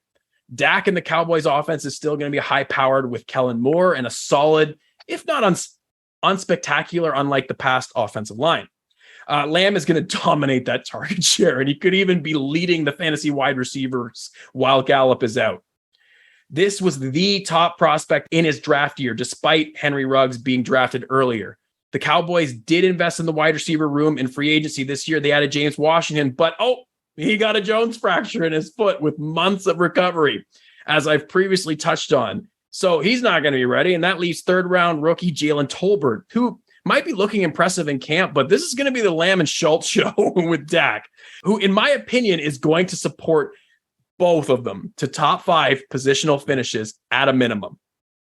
Recall, this Dallas offense led the NFL in scoring last year too, and those 6 touchdowns from CeeDee, those got to come up, as well as his targets, receptions. I'm all in. Let's go. CeeDee Lamb, baby. And we're going to throw it to Fusco. Who's your wide receiver 6? And comments on CeeDee Lamb. Number 6 for me. We talked about this a little bit earlier. This is where Jamar Chase is for me. Again, absolutely fantastic receiver, but I outlined why I think he's at 6.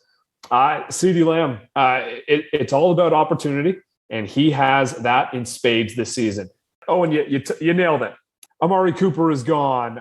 Cedric Wilson is gone. There's the I forget who right this second, but the Jones fracture. Michael Gallup is out right now for at least a bit. Tolbert, hey, could be something. Looks pretty good in camp, but CeeDee's the guy. Schultz is going to be behind him, but right now it's the CeeDee Lamb show.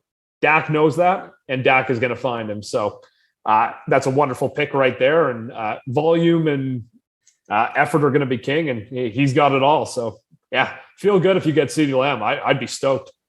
Absolutely. And especially like we said, at the early season, you can't undervalue that. Because if he comes out for 3 weeks and he is the wide receiver 1 overall, you can probably maybe jump over to Cup if somebody's willing to do that because they're just all in on CD, right? It's hard to turn off that early season explosion excitement. But Dimitri, who you got at 6 and comments on Lamb?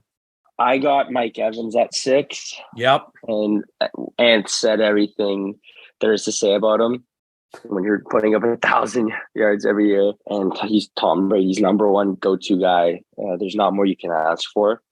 So he's my number 6. And CeeDee Lamb, I'm not a big fan of him. Like, not to say that he's not good. Like, he clearly is the bona fide number 1 guy this year coming up, and all the power to him. But I'm just I don't know. I'm not a fan. Not to say that he's not good. And that's totally fair. Like, he disappointed a lot of people last year, and he didn't show what we thought we were going to see. So some caution from the Dimitri side, definitely echoed by others around the fantasy football community. So we're going to keep this moving on. And we've already had multiple comments about Mike Evans. And I'm going to tell you, Mike Evans is my 7th ranked. And I still got him in the same tier here as Chase and CD. So I can't fault you if you go Mike Evans over them. Anywhere from 5 to 7 makes a lot of sense. And honestly, I had him higher until they brought in both Kyle Rudolph and Julio Jones. That doesn't mean a lot, but it's just a little bit more targets. And it wasn't as clean as, just him and Gage out there.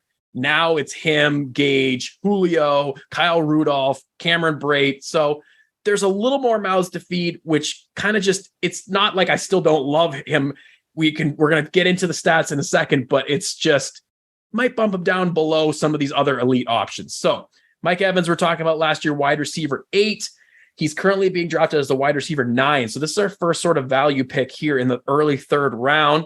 As we mentioned, we got Tom Brady's number 1 target last year, 114 targets, 74 receptions, 1,035 yards, and 14 touchdowns.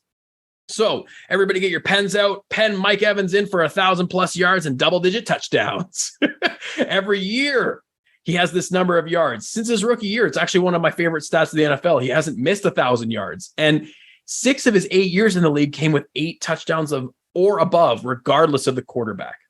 Mike Evans is the guy that everybody's bored of with drafting, but you've heard with Anthony and Dimitri, he should be ranked high on your list.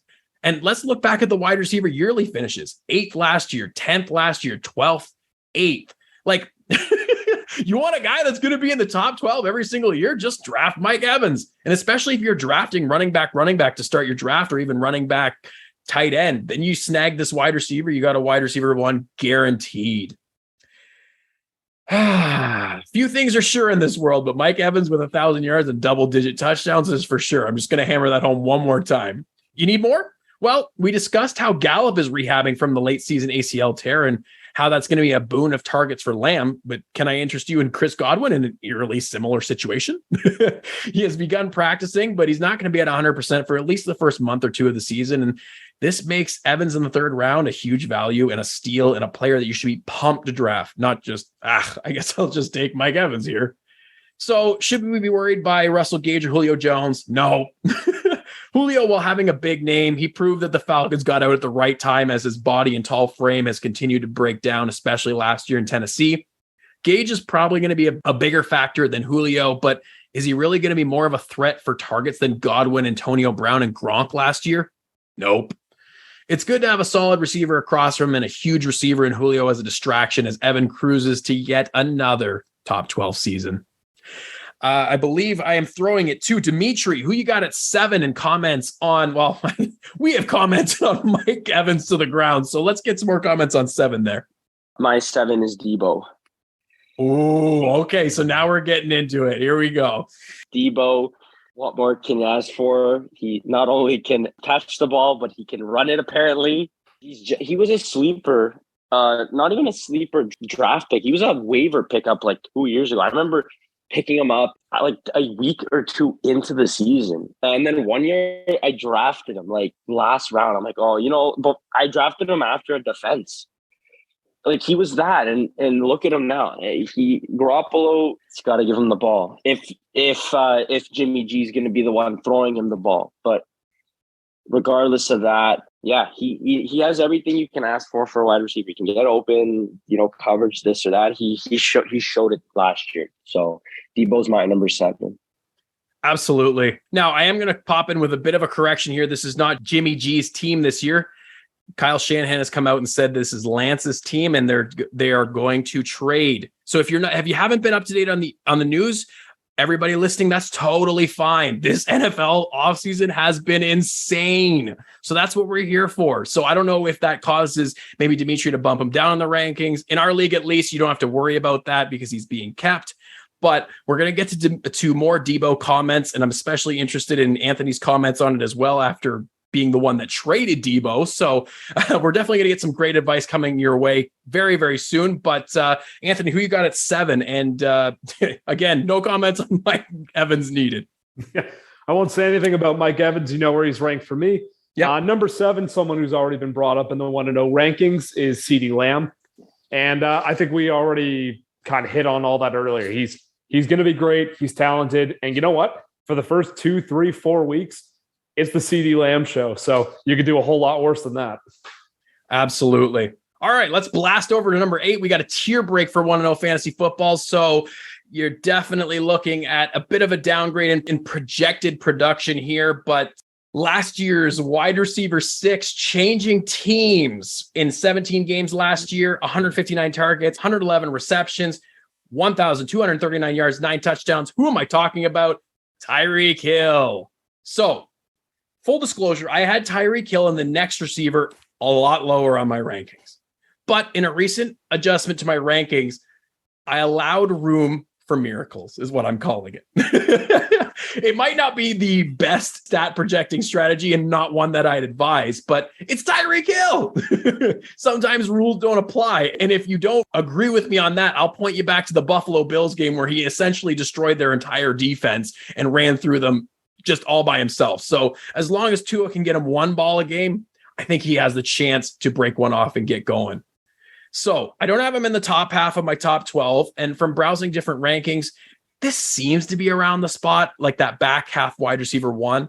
I think it's a foregone conclusion that he's going to lead this team in targets. They used a first, a second, a fourth, and a 6th round pick package to go get him. And then they inked him to a 4-year, $120 million extension with $72 million guaranteed. So another piece of advice that we've kind of been hammering on is follow the money. Waddle set the rookie record for receptions last year by necessity. By the end of the year, he was the only show in town as injuries just ravaged the Dolphins wide receiver core. This year will not be the case. They've added Tyreek. They've added Cedric Wilson, who we've talked about. They re-signed Mike Gesicki on the franchise tag, and they've upgraded the offensive line and running back positions. This offense is getting a huge facelift, a huge upgrade. And then we got the nerdy savants for the offense and Mike McDaniels. He's the man to lead them at head coach.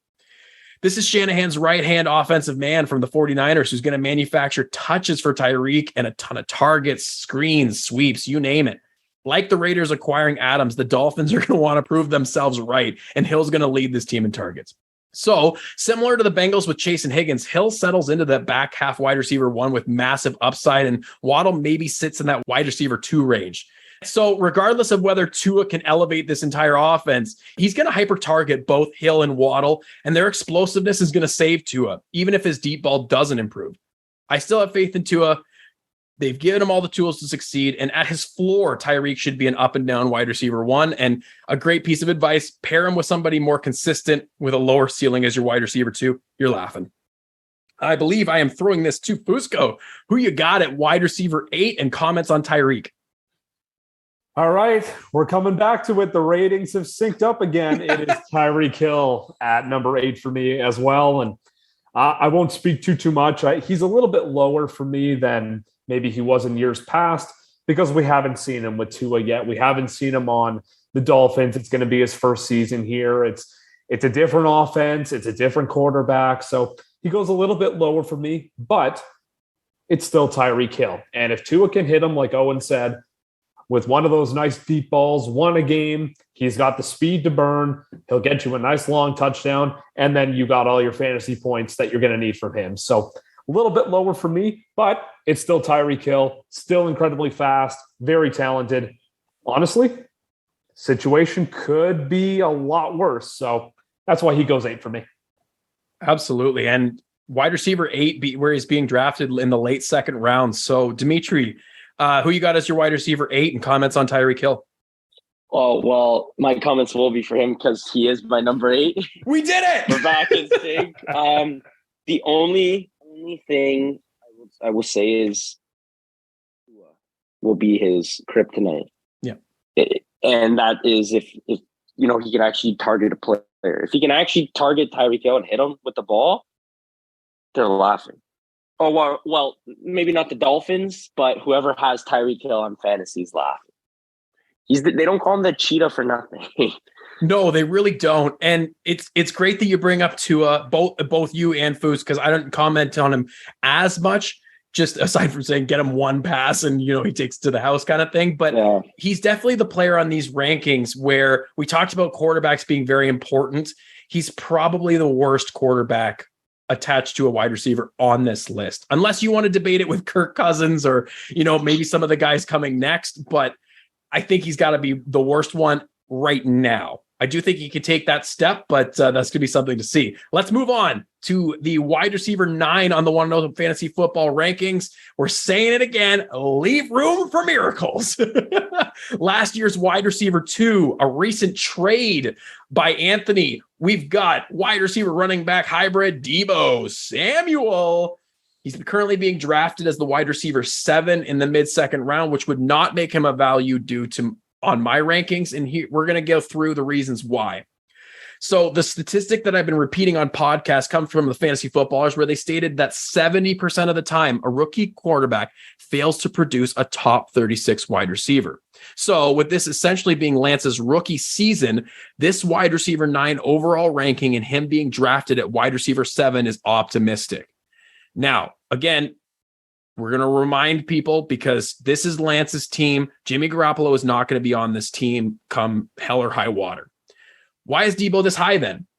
Well, it comes down to the combination of skills like the rushing quarterbacks, the receiving backs. Now we have the rushing wide receiver. 59 attempts for 365 yards last year and 8 touchdowns last year to finish as the, in quotes, wide receiver 2. That was insane. So the points in his favor, Shanahan is going to continue to scheme around Deebo. This much can be seen during his first years in the league. And I believe the rushing attempts, while they're going to regress, and notably those 8 touchdowns that I emphasized, he's still going to run the ball. You can see this through the incentives in his contract for rushing stats. That was one of the important parts of the contract that was shared by the 1-0 Fantasy Football Podcast on Twitter, Instagram, and Facebook. So stay tuned in. You're going to get little details like that. So the problem is the touchdowns. The running back room has gotten healthier, debatably. Mitchell's kind of injured again, but he's the starter there. Elijah Mitchell, if you didn't catch that, and Jeff Wilson, Tyrion Davis-Price, their new 3rd-round draft pick, and even Trey Sermon. Davis-Price and Sermon are those bigger backs, and not to mention the beast of a runner that Lance is and the amount of rushing touchdowns he's going to vulture/score. This is going to cap Deebo's rushing and receiving touchdowns. Not to mention the big news out of Niners camp lately. And I know, I think it was Dimitri that said, or Anthony said, either way, one of the guys said, we're not trusting the news coming out of one of the camps. The 49ers camps is another one of those. You don't listen to the stuff that comes out of there. But if they are to be trusted, the reemergence of Brandon Ayuk, it's been supported by everybody around this camp. And as he exits the Shanahan doghouse from last year, he's displaying this immediate chemistry with Lance. And then you also got to factor in George Kittle. So here I am moving him all the way down to number 9. And here I am talking to myself into moving him further down my rankings again. But I mean, Fusco, it is your turn for me to throw it to you. So this is perfect. Convince me otherwise. And oh, wait, never mind. You traded him away. I did trade him away. I like the positional advantage, which you and I have talked time and time again of my keepers being Kamara, Eckler, and Mark Andrews. I love the positional advantage of having a really good tight end in there. I'm going to try it for the first time. Maybe I hate it. Maybe I like it. I don't know. I'm going to try it. Yeah, I can tell you from experience, you're going to like it. There we go. From the man who had Kelsey for many, many years, I will take that. Deebo is going to be in sync on my pick as well. He is number 9 for me, and I was lucky enough to have him last season. So I was the beneficiary of finding Deebo in the 7th round and then having him be absolutely electric as a wide receiver, and then being possibly more electric as a running back and getting all of that. So I had a wonderful year with him. He was great.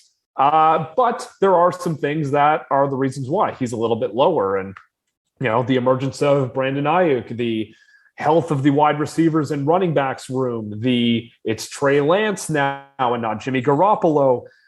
Again, Debo before last year's breakout, little injury prone, wasn't sure. Last year was great. He only, I believe, missed one game somewhere in there. Again, health with any NFL player is a big thing. So still supremely talented. I traded him to Mike L in our league. That's my buddy. So I'm hoping that he goes off and has a great year for him, because Debo was everything I could have wanted last year. And I think he'll still be really good this year too. Yeah, absolutely. And I think you brought up a really good point is we're transitioning to Lance, and think of the receiving pie. If we're going to view it as a pie, the size of it for Lamar Jackson. This is the level of running that I'm going to expect from Trey Lance this year, and exactly why he's one of my biggest quarterback values this year. He had an 1,100-yard rushing season in college, just madness. But that receiving and receptions pie, that's going to shrink a lot under Lance. You're not going to have Garoppolo sitting in the pocket. But I've blabbered on enough about Debo. Dimitri, who you got at 9 and comments on Debo? My number 9's Keenan Allen. Ooh, okay. I love Keenan Allen. I've had him a few times in fantasy. Him and I feel like Justin Herbert's a stud. I think it's gonna be another one of those years for him if he stays healthy and he doesn't, he's not hurt. He's just gonna be a target machine. Yeah, and now that we've replaced Garoppolo in your view of the 49ers, any sort of thoughts on Debo? Well, yeah, I didn't know. Sorry, he's going to stay where he stays. I truly believe he's going to be still great. Okay. Correction on my part. I didn't realize that Trey Lance was like the confirmed. I knew they were like thinking about trading him to the Browns. I heard talks for Garoppolo if Watson's suspension got higher, which it did. It's 11 games. Yeah, that's actually breaking news today, too, for those of you listening. If you haven't plugged into that, we want to downgrade the entire Browns offense because Watson's gone for 11 games. And honestly, it should have been a full season, but I've talked a lot about that. I don't want to get into the disgusting details there. So, yeah, I didn't realize. I knew they were like talking about trading him, but I didn't think they were like pull the trigger on that, but they might. So, yeah, Keenan Allen's 9 and Debo stays where he is. Now, Fusco, you want to throw any comments on Keenan Allen? Because I'm going to kind of spoil it. I don't have him in my top 12. I did for a very, very long time. So I'm going to throw a couple of comments in, but it's more of, and it's actually funny with my 10th wide receiver coming. So that's a bit of a spoiler alert as well. But it's funny with Keenan. You can almost pencil him in or pen him in just like Mike Evans for around that wide receiver 13, 14, 15 range. He is that very consistent, but never going to take like that top off of your team sort of player. So if you can get Keenan as your wide receiver 2, that's really what I think you should be looking at. And we talked about Tyreek Hill. You're looking for that other guy. If you can get a Tyreek Hill, Keenan Allen stack, like let's go. But Fusco, any comments on Keenan before we move on to 10? Yeah, Keenan's a little bit lower on my list. He'll come up in the back half of my rankings here, which we'll get to. But the way I look at him is the solid producer, but never the spectacular producer. He'll have a couple of bigger weeks, and he's a good player. He's going to be paired with that Chargers offense and with Justin Herbert. So just to wrap it all up, solid, but not spectacular. Yeah. So, I mean, if you want something guaranteed in fantasy football, I mean, you might be just outside of that wide receiver range, but that would be my advice. Take Keenan Allen. But we're going to segue to 1-0 Fantasy Football's number 10 ranking. So now we're getting into some spicy takes. All right. So at number 10, I kind of spoiled it already, but Mike Williams of the Chargers finishing at wide receiver 10 last year in only 16 games. He's currently being drafted as the wide receiver 19. Like I almost want to whisper that. Don't tell your league mates. And I guess I'm telling mine right now, but in the early 5th round, Mike Williams, come on. Last year, 129 targets, 76 receptions. Not the best percentage, but that's kind of Mike Williams' style. 1,146 yards and 9 touchdowns. So we want to talk about how great the new Brandon Staley offense was for Austin Eckler's touchdowns. Well, that's not as massive compared to how Mike Williams was finally used last year.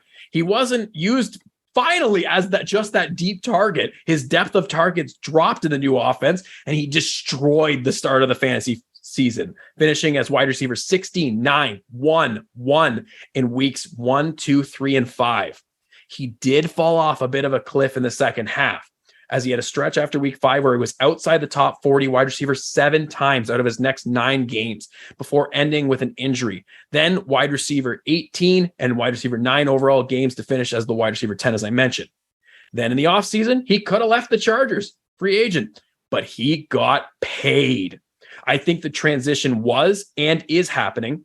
And like I mentioned, Keenan, you got him settling in at 30 years old to that comfortable number 2 receiver.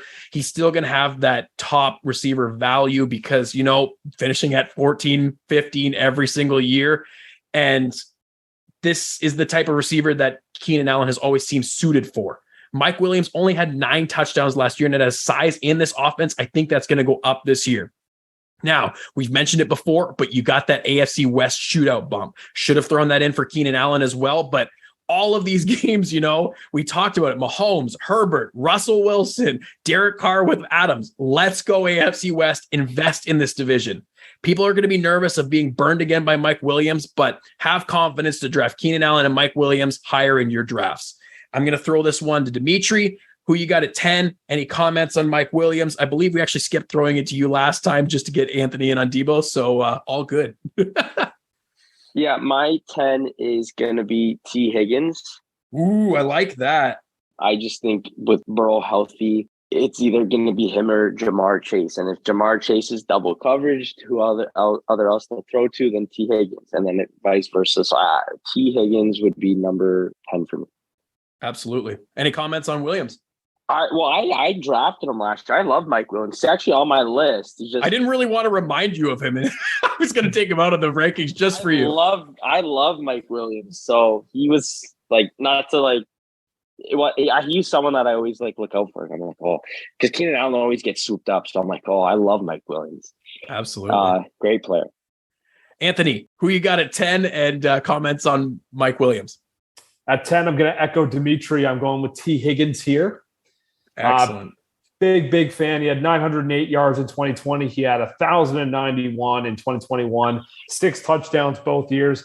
I love the fact that he's got Joe Burrow there. He's got Jamar Chase with him. That's a nasty offense. And Dimitri said it perfectly. If Jamar Chase is, especially now, being covered a lot more, great. Throw it to T. Higgins. No problem at all. He's got all the talent in the world. Maybe just as much talent as Jamar Chase. So he's 10 for me. Talking about Mike Williams, love the Chargers, love their offense. Mike Williams, an absolute beast. Can he stay healthy? That's my whole thing right there. If he's healthy and he starts out like he did last year, oh boy, that's a big season. Absolutely. And honestly, I love the T. Higgins rankings early.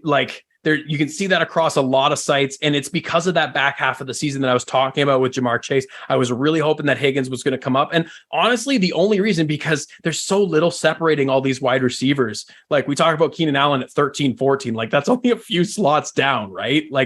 All of these guys very fluid in this area, but the difference for me was that division.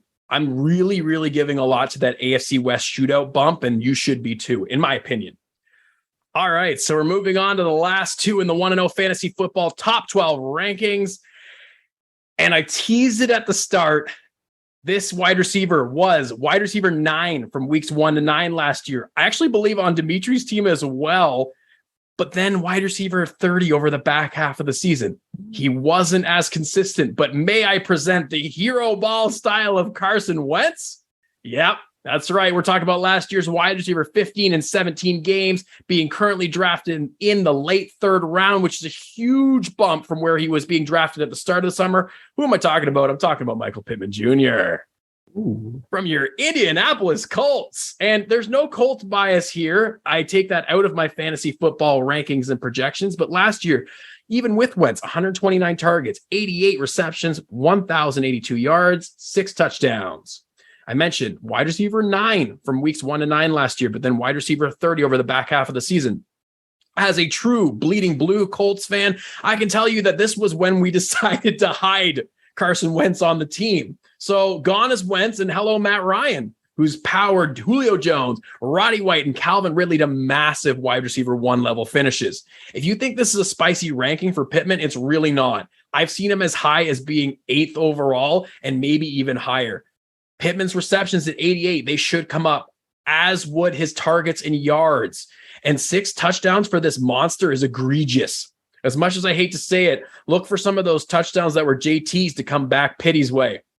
A good point I heard recently, and one that I was waiting to share on this podcast as a Colts fan, is that I believe last year the Colts were still planning on T.Y. being their number one and the guy that they were scheming for. That is not the case this year, as T.Y. ain't in the building. And Pittman was rocking a 30% target share in Matt Ryan's time with the offense when I was there in person this past weekend. Oh, that Pitty boy, he's looking huge, dominant, and strong.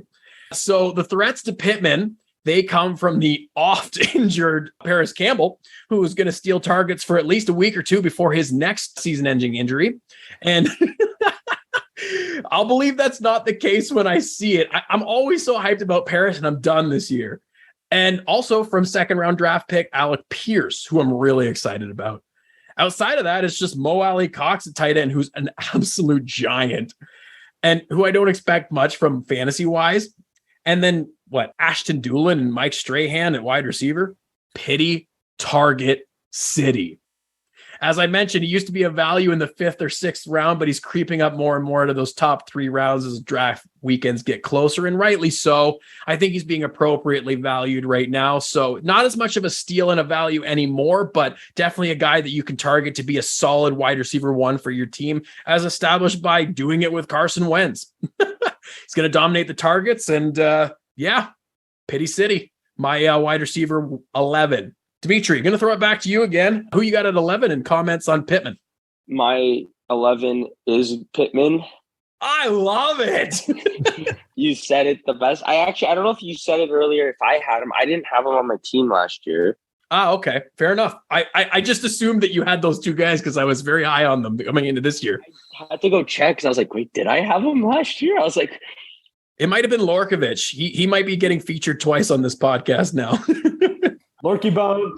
I had to. I was like, you threw me off. Did I have Pittman Jr.? But yeah, you just echoing what you said. You can't go wrong with a guy like that, right? And that's why I have him at 11. Yeah, and I mean, that's the thing. Like we talked about it with my dad, where you want to trust the true fans of the teams. So I'm not putting any bias into my rankings, but I'm telling you right now, everybody listening, you're definitely going to want to go out and get Michael Pittman. Just quick verifying. Yeah, Michael. Michael L. Oh, that was a great play. Great scoop up for him last year. But Anthony, who you got at 11 and comments on Michael Pittman Jr.? Yeah, I went a little bit different at 11. We've already, or at least Dimitri's talked about him, but Keenan Allen is here, number 11 for me. And we talked about him a little bit earlier, and I like the offense that he's on. I like what he can do, and putting him at 11 for me because he's solid, but he's not going to get you that, spectacular. Oh my God. Like that's what just happened, but he's going to be solid, and solid production in fantasy football is really nice when in fantasy football, you can't guarantee anything. So, but you can guarantee Keenan Allen targets. There you go. I love it. And just on Michael Pittman, spoilers for a second. He's number 12 on my ranking. So I don't have him very much lower than 11 here, but massive, massive upgrade from Matt Ryan, or from Carson Wentz, I should say, to Matt Ryan. And I forget where the exact numbers are, but I was reading something the other day about Carson Wentz's accuracy compared to the accuracy of Matt Ryan.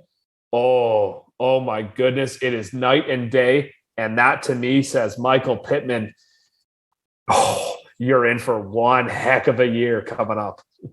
Yeah, and I think, like I mentioned, I was at that preseason game, row 6, checking it all out, being real close to my boys, but they weren't unleashing the offense. I can tell you that for sure. A lot of dump offs to Nyheim, and I think they're shielding a lot of the stuff, the creative stuff that they want to do this year, but I'm so excited for Pitty. I might have to get myself a Michael Pittman jersey, let me tell you. All right. And so we already got your 12th, Anthony. That's great. So we're going to move on to the 12th, and I'm going to start bringing some fire. We're going to move on to a receiver with massive value. The stats are going to sound really bad from last year, but now we're going to enter in Russell Wilson. Last year's wide receiver 46, being drafted as wide receiver 22 in the mid 5th round, Courtland Sutton. Sutton had 98 targets, 58 receptions, 776 yards, and only 2 touchdowns last year. So again, I mentioned the stats. They sound real bad, but again, the Broncos have finally fixed their quarterback position.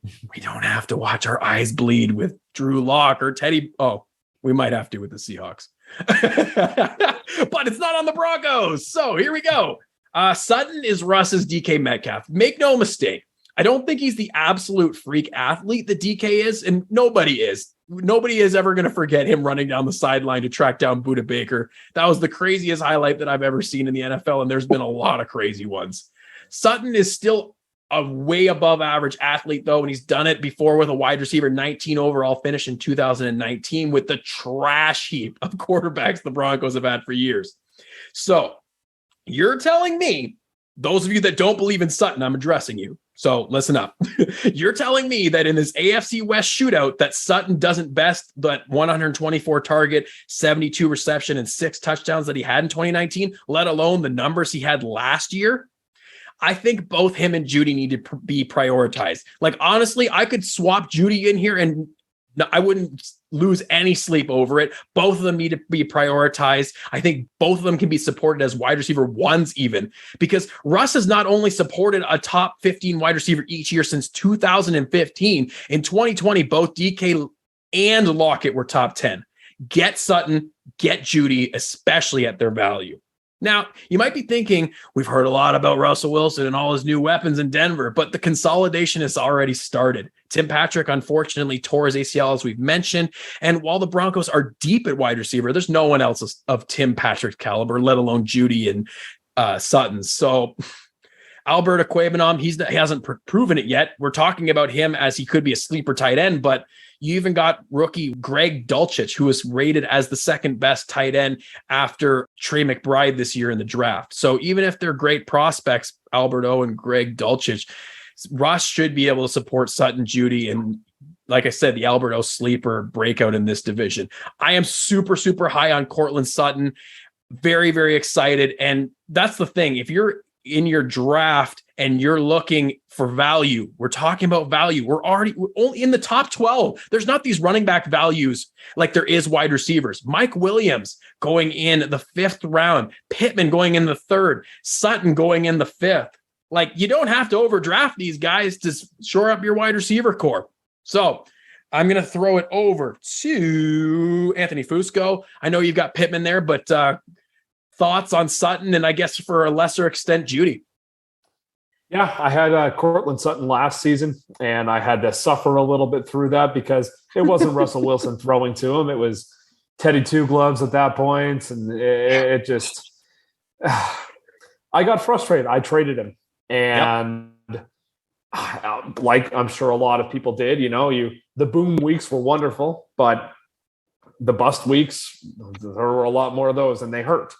Yeah. Now with Russ, suddenly whole different ball game here. Russ is going to be hopefully cooking. Hopefully they're going to let him do his thing over there. He's got the most talented team he's been around. Courtland Sutton, I think you said it, is going to be his version or the Denver Broncos version of DK Metcalf, the big field stretching, like I'm going to go up against anyone and haul that thing in. So I like Courtland Sutton this year. He's also going to be now 2 years removed from his ACL injury and all that. So absolutely. Last year, you're coming back, blah, blah, blah. You're still getting up to speed, look pretty good. But now being another year removed from that, I think that's only going to benefit him and to a lesser extent, Jerry Jeudy too. I mean, Jeudy, I don't know. Judy's one of those, like, you have all the potential in the world, but you need something like, show me you have it. Show me you can do it. I think Russ can hopefully unlock that now. But if you're going Sutton at 12, I'd be very, very happy with that. He's going to have a big year. Absolutely. And we keep saying for a lesser extent, Jeudy, but remember that Jeudy was a 1st round wide receiver pick and Sutton was a 2nd. So if you want to just go by the investment and the perceived talent that comes with that, Jeudy might be the guy. And honestly, like I said, I can't fault you if you just swap Sutton out for Jeudy. Like, if my draft comes and both guys are sitting there, like, it's kind of just a coin flip based on the day, but I'm always kind of the proclivity to go for the big guy. But You know, you like talked about the perfect passer rating with Russ and Lockett. So maybe that corresponds more to Judy in your mind. So I'm just giving you all the information and my belief and my opinions and my projections. But yeah, let's throw this over to Dimitri for thoughts on Courtland Sutton and his 12th ranked wide receiver. My 12th is going to be Courtland Sutton as well. Woo! Thank you. CeeDee Lamb and Mike Williams, I'd put them 13 Mike Williams, 14 CeeDee. Oh, that's good context. Like, not that I don't think they're outstanding. That's where I think they are. Courtland Sutton, you know, with Tim Patrick out, I had Patrick last year. He was great. Not like he was a boom bust sort of guy, especially with his QBs. He had Drew Lock and Teddy Two Gloves. I think Courtland Sutton's going to be he's going to have a breakout year with, like, not to say that he hasn't already, but he's going to have a breakout year with Russell Wilson this year. Yep. Especially it's going to be him. It's like we said with Higgins and Jamar, if one's covered, the other one's open. It's going to be the same with the Broncos. And if Judy's covered, Courtland's going to be open, or vice versa. Absolutely. So we made it to the end of the top 12 rankings. This has been a long podcast. And I mean, I said it on the last one with Dad, but if you made it this long and you really want to complain about the length, like, obviously engage with the show, shoot me a message, but we're giving you the content that you want and you need to know for your fantasy football drafts. And you can always just look at the rankings and not listen as well, but any downloads are always appreciated. So some quick takeaways. I want to really re-emphasize a strategy that I'm really promoting this year, going for one of those top 2 tight ends, getting 2 running backs in the top 3 rounds, and then just soaking up this wide receiver value. You don't have to go get one of these top guys, but I mean, nobody will fault you if you do too. Just don't go wide receiver early, then go tight end, and then miss out on all the top running backs. Would be my best form of advice for the year, but I'm going to throw it back to Anthony. I'm going to throw it back to Dimitri. Any closing thoughts for the wide receivers? Hopefully my picks pan out and perform the way they do, or else I will look like a complete moron on your show. But here's the thing. Okay, that's a great point and one that's been echoed, and I'm been really feeling it like I talked about. But the thing is, no one knows about fantasy, and we're putting our rankings out here, and they're cemented now. But we're going to look back and we're going to learn from these. And I think that's, like, again, I've cemented on my other podcast, the other series, Rampant Champ. I'm a certified Ontario teacher. I'm telling you, one of the biggest parts of the learning journey, learn from your mistakes, growth mindset. So we're going to come back to you guys next year. We'll talk about what we learned from this rankings episode. We'll probably go back and listen and cringe at least a few of those. But Anthony, you were munching on something. We're all clear now. Any last thoughts before we're out? Had to get some fuel in there and make sure I finish strong here. My best piece of advice, at least for the wide receivers here in this, because that's what we focused on mainly, is find value late. If you're like me and you're doing all your research, I got Debo in the 7th round last year. Guy went on to become the wide receiver too. Like, did I know that was going to happen? No. But did I see, hey, there's maybe a potential breakout here. I kind of like what I'm seeing. Well, I've been following the storyline. So especially with the wide receivers, there's lots of talent. There's lots of depth. It's just about identifying who it is, because you're going to find some beautiful premium values late. It's all about just identifying it. And you know what? Don't be afraid to take a shot or two, especially at the very end. That's flyer territory. Take a shot on a late wide receiver, a late running back, a rookie, this or that. Like, go for it. See what you can find, because if you don't like it, then get rid of it after week 1 in the waivers and figure something else different. So there's value late. Go out and find it. Absolutely. I guess that's the one thing I would say, like, aside from what I said before, is like, go for, and you never know who you could pick the next sleeper. Well, how'd you get him in the 10th round sort of guy, right? You never know who can emerge year after year, right? So that would be the one thing, is go with your gut. If you feel like that guy in the 10th round is going to outperform someone that's usually a top wide receiver, you never know.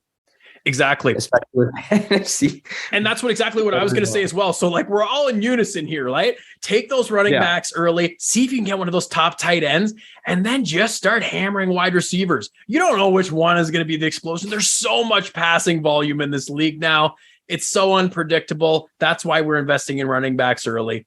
So, Dimitri, your first time on the podcast. You want to take us out? Thanks for having us. And everyone go tune in. What more can you ask? It's a fantasy football podcast hosted by Owen. What more do you want? Couldn't have said it better myself. We out.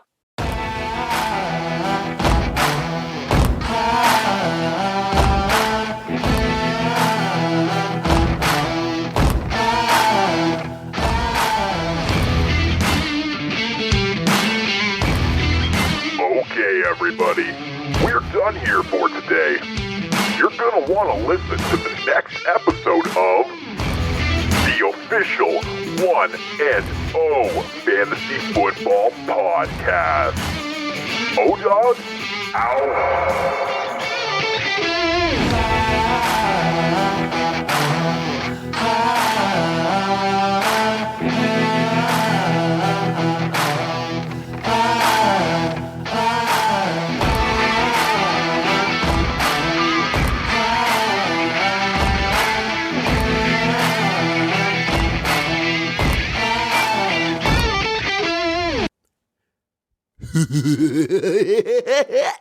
Welcome to the outtakes. And I didn't mean it. I wasn't trying to chirp you. I looked up. I'm like, yeah, you weren't, were you? Come on the podcast one time. You think you can? You're coming at me now. I see. The funny thing is, you're probably like I'm pretty sure you've never done that where you've picked. So I don't know. I just looked up. Like, I'm gonna poke the bear. I'll remember that. I thought it'd be funny. I'm like, all right, then. I'll keep that in mind. I won't forget. I don't think you've ever drafted a defensive player. If I can help it, they're not going early.